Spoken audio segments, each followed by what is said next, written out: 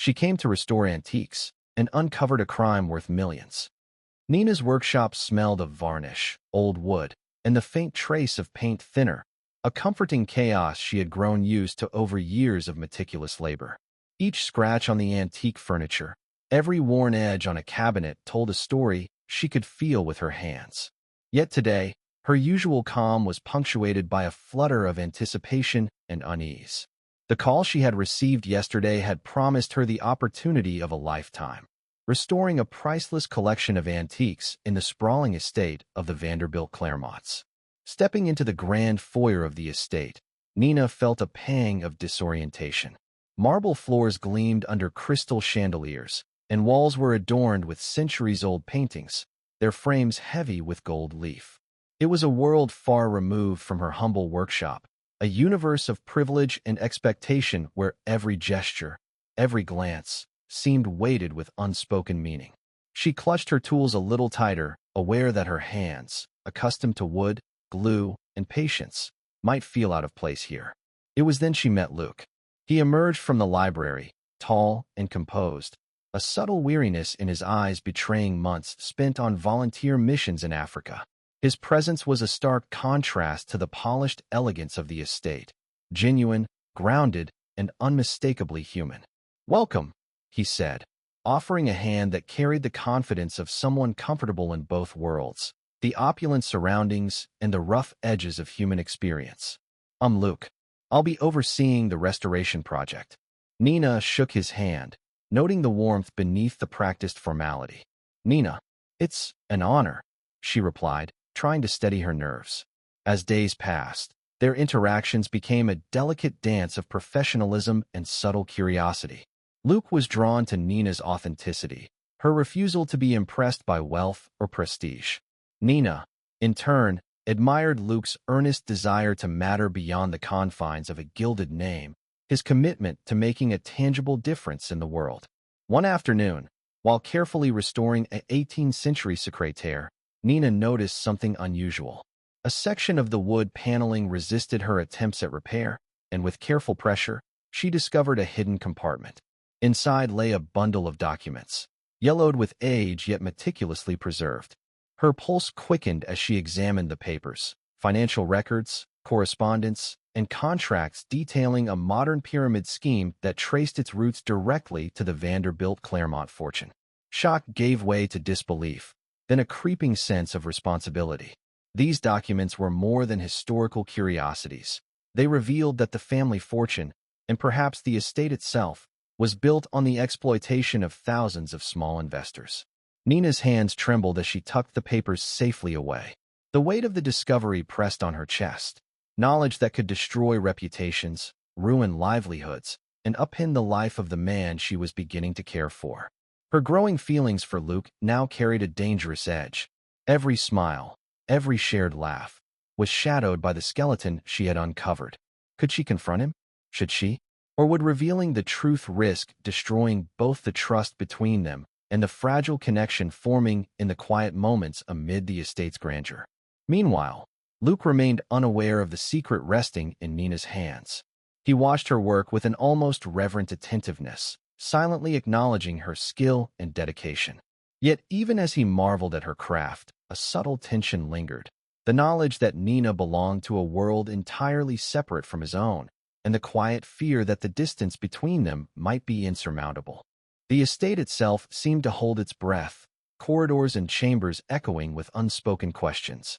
The collision of worlds, Nina's grounded, painstaking craft and Luke's gilded, complex heritage, had begun. And within the heart of the secrétaire lay a secret capable of reshaping not only the estate, but the lives tethered to it. By evening, Nina retreated to the workshop annex, her mind racing as she cross-referenced the yellowed ledgers with the recent digital notices she'd seen on the library's terminal. This wasn't just ancient history. The modern pyramid scheme was a direct continuation of a legacy founded on deceit, with fresh signatures bridging the gap between past indulgences and present fraud. Nina realized that her hands, accustomed to restoring the past, were now the only things holding the evidence capable of dismantling the Vanderbilt-Clairmont present.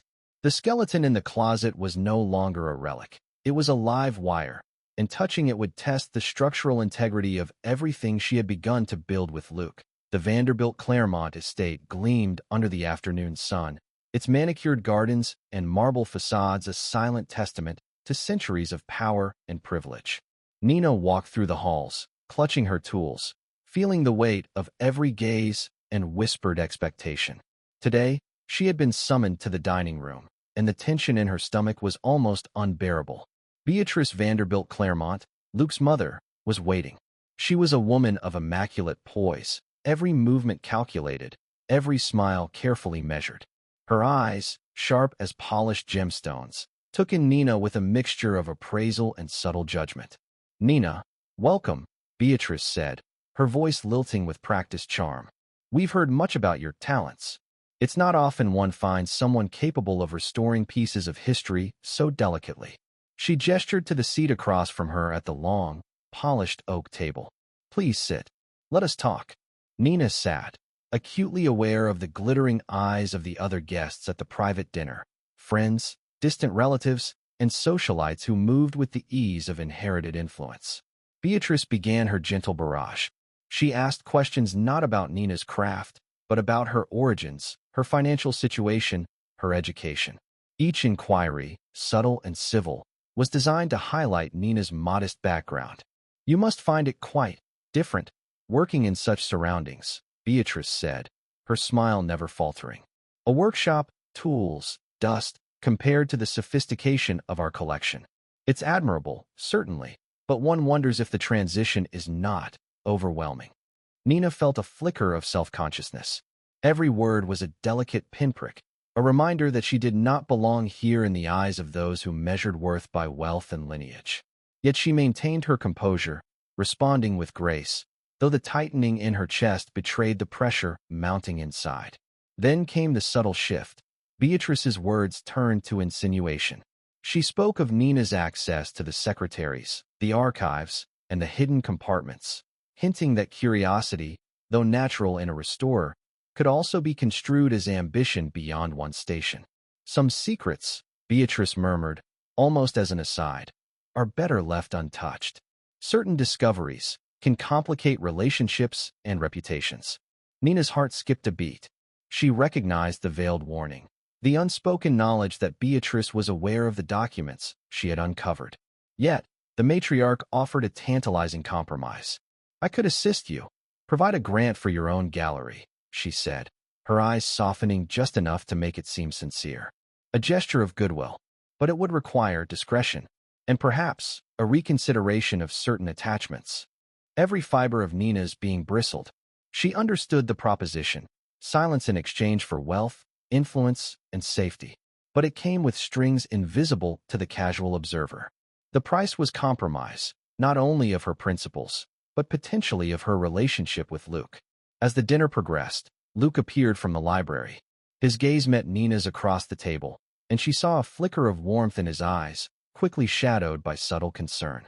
Beatrice's psychological maneuvering was effective. Even the most grounded observer might doubt themselves under such scrutiny. Luke's expression suggested a dawning suspicion. He had begun to notice Nina's discreet glances, her quiet hesitation, and interpreted them through the lens of the elite world he had long been accustomed to. Nina retreated to the annex, the familiar scent of wood failing to ground her as Beatrice's ultimatum echoed in the cramped space. The matriarch hadn't just offered a grant. She had offered a bribe for Nina's professional soul. Nina stared at the hidden compartment, realizing that every hour she remained silent made her an accessory to the ongoing fraud. When Luke arrived later with tea and a tired smile, the gap between his earnest affection and his family's corruption felt like a physical wound. She realized then that Beatrice's siege wasn't just aimed at the documents. It was aimed at breaking Nina's resolve before she could ever show them to him. She would have to move with the precision of a restorer, stripping away the family's lacquer of respectability to reveal the rot beneath, even if it meant risking the only man she had ever truly trusted. Days passed, and the tension in the Vanderbilt-Clairmont estate thickened like the heavy curtains in the Grand Library. Nina continued her meticulous work on the antiques, restoring intricate carvings and delicate inlays, but an invisible pressure pressed down on her with every measured stroke. She sensed it in the way the staff glanced her way, in the polite but scrutinizing eyes of visitors, and most acutely, in Luke's growing distance. Beatrice's influence had begun to take root. She had carefully crafted a narrative that subtly questioned Nina's intentions, planting seeds of doubt in Luke's mind without ever speaking them aloud. One morning, Luke approached Nina in the workshop, his expression cautious, his voice carefully neutral.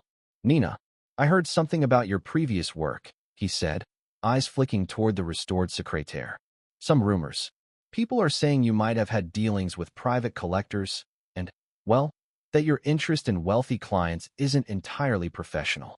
Nina froze, her brush hovering midair. She recognized the attack immediately, distorted, manipulative, and strategically designed to erode the trust she and Luke had been building. "Luke, that's not true," she said, her voice steady despite the rising panic in her chest.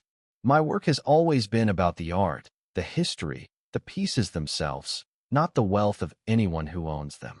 He frowned, the protective instincts honed by years of watching his mother manipulate situations surfacing. "I want to believe you," he admitted.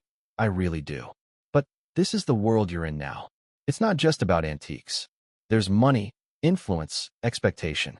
How do I know you're not using me?" The accusation, unspoken yet palpable, cut deeper than any overt confrontation could have. Nina's heart pounded, not with anger at Luke, but at the cruel precision of the trap laid before her. Beatrice had anticipated every step. She had leaked deformed information about Nina's background and painted her actions in the worst possible light. Every cautious question, every attempt Nina made to explain the documents she had discovered, now seemed like a confession of ill intent. That night, in the solitude of her workshop, Nina reviewed the hidden compartment in the 18th century secrétaire again. She unfolded the documents, her fingers tracing the ledger lines, the correspondence, the unmistakable patterns of financial exploitation. Thousands of small investors, families, individuals trusting the Vanderbilt-Clairmont name. The evidence was undeniable. And yet, telling Luke meant risking everything. She could see it clearly. The moment she revealed the truth, she could lose him forever, not because of what she had done, but because of the manipulation he had already absorbed. Beatrice's strategy had succeeded in isolating Nina emotionally, forcing her into an impossible position: protect the truth and risk love, or preserve love and betray conscience. Luke stood in the doorway, the fatigue of Beatrice's persistent whispers visible in the set of his shoulders. "I don't know what to think, Nina. The rumors, the secrecy, it feels like you're keeping a ledger I can't see." Nina looked at him, realizing that his doubt was the final brick in Beatrice's wall. She didn't let him retreat this time. "I am keeping a ledger, Luke," she said, her voice dropping to a surgical whisper, "but it's not mine. It belongs to your family." She understood that if she let him walk back into the main house now, Beatrice's narrative would become his reality. This was no longer just about uncovering a crime. It was an extraction of Luke's mind from his mother's control. The first real fractures were visible. Beatrice's influence was expanding, but Nina was finally ready to use the truth not as a shield, but as a weapon. The estate was quiet that evening, the chandeliers casting long shadows across the polished floors, the gardens outside bathed in silver moonlight. Nina sat in the workshop, comparing the ancient ledgers to the modern bank transfers she had finally deciphered. The duplication of this scene was over. It was time for action. She pulled a letter from the stack, a frantic plea from a former colleague whose life had been dismantled by the very scheme Beatrice was currently trying to protect. The connection was undeniable. The same corporate signatures that appeared in the 18th century secrétaire's hidden compartment were present on her friend's foreclosure notice. The abstraction of the fraud had become a visceral crime, and the silence she had maintained to protect her bond with Luke now felt like a betrayal of every victim on that list. But the thought of telling Luke brought a fresh wave of anxiety. The last days had worn him down, the subtle manipulations of his mother making him question her motives, her integrity, even her affection. Would revealing the truth push him beyond forgiveness? Could she risk the love that had begun to bloom between them for the sake of justice? Late that night, she found Luke in the library, reviewing some old family ledgers.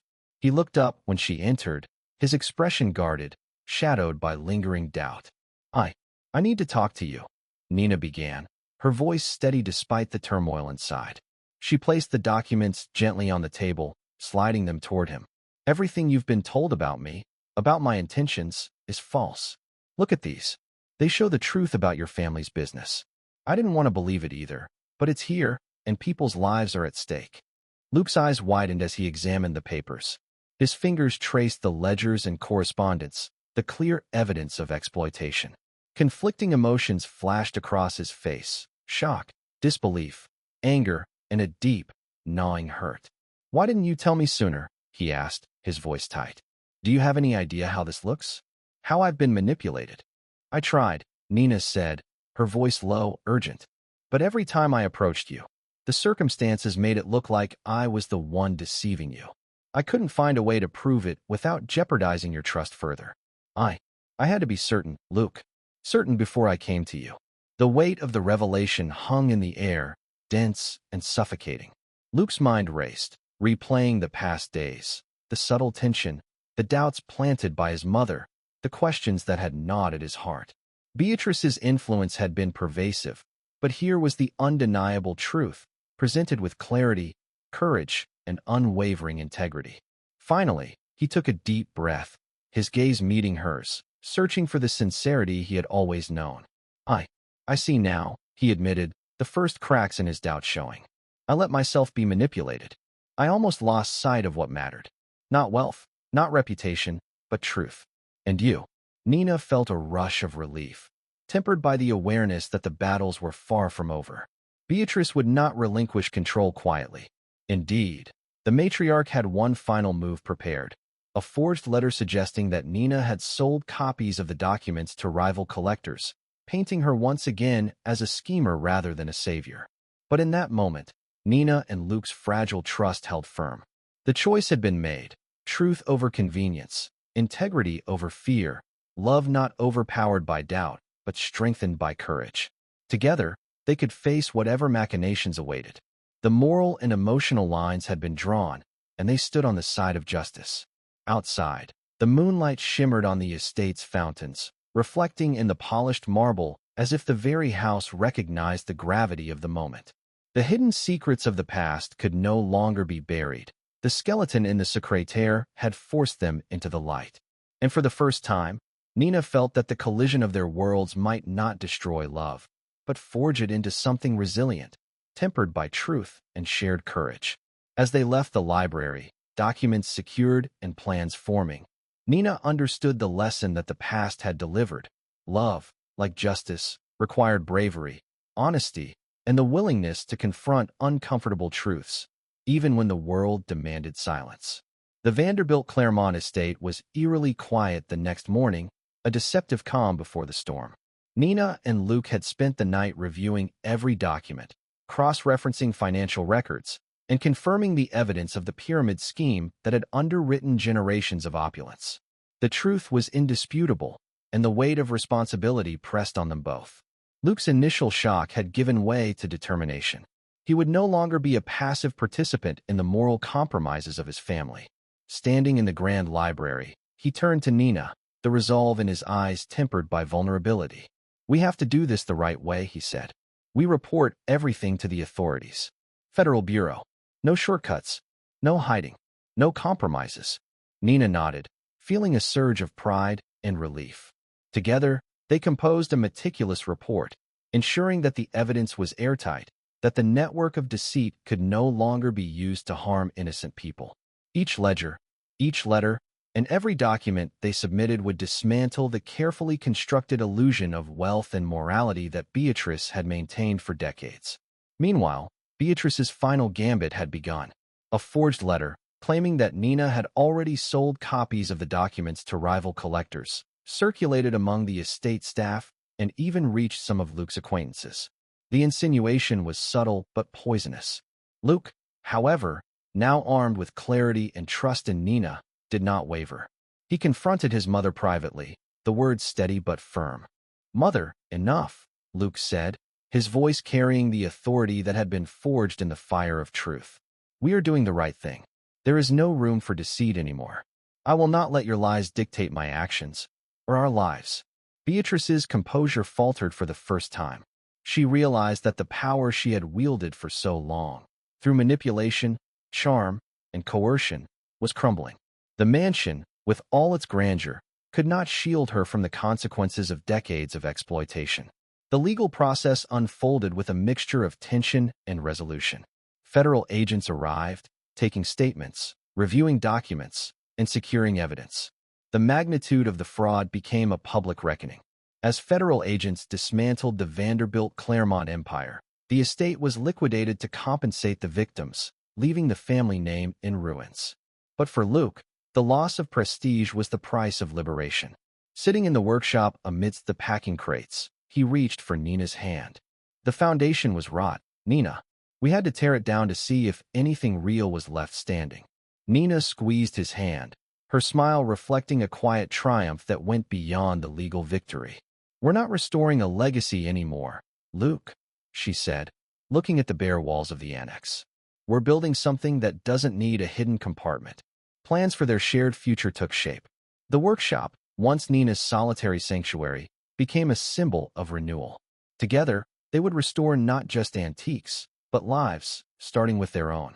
Each brushstroke on a reclaimed piece of furniture, each careful restoration, reflected the resilience they had forged through trials of deceit, doubt, and moral courage. Even the estate, now stripped of its illusions, had contributed something enduring, a lesson that integrity, love, and shared purpose could rebuild from the ruins of privilege and corruption. The skeleton in the 18th century secretaire had served its role, not merely as a secret to uncover, but as a catalyst that transformed fear into resolve, suspicion into trust, and potential heartbreak into a foundation for love. As the sun set over their modest workshop, Nina and Luke stood side by side at the open windows, breathing in the scent of fresh varnish and wood shavings. The world outside was vast, unpredictable, and full of challenge, but here, in this space they had reclaimed together, it felt entirely theirs. No wealth, no deceit, no manipulations could touch the connection they had forged. The past had been confronted, the present embraced, and the future awaited, built not on legacy or privilege, but on trust, love, and the courage to always choose truth. Nina squeezed Luke's hand, feeling the steady heartbeat beneath her palm. We're ready, she said. Luke smiled, the tension of the past weeks melting into something warm, unshakable. Together, he said. And with that, they stepped forward, leaving behind the shadow of secrets, ready to restore not only objects, but lives, beginning with their own.